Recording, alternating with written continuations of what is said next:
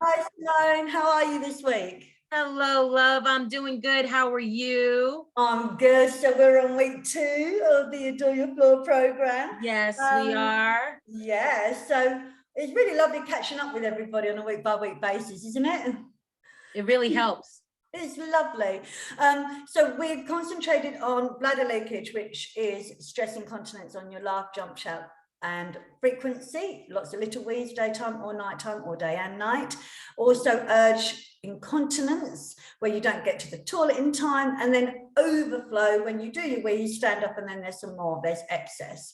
So we've gone into that in more detail.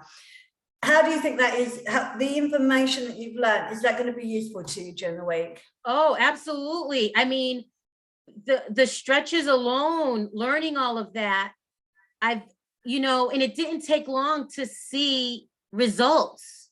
Yeah, good. Seriously, it did not take long to see results from it. So Yeah. it's absolutely something that I'll continue on with.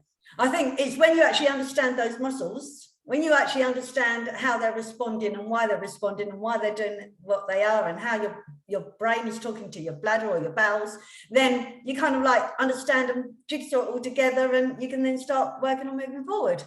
Exactly. That's exactly it. And, as I've said, when you don't really know your body, and when you get to this point in your life, the more when you know better, you do better. That's what Maya Angelou said. So it's like now you're in a do better place. And I want to take care of my body. I want to be here. I pray every night. I want to be here till I'm 95, and I'm going to take care of my bladder and my body all along the way.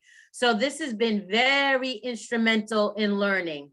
Yeah, well, the thing is that things don't usually just resolve themselves, do they? And like, when you're in your 50s, 60s, but for some women, it's, children even, but women in their 20s, 30s, we don't want to then wait till our 60s and 70s and 80s to then find that it's actually really a big problem.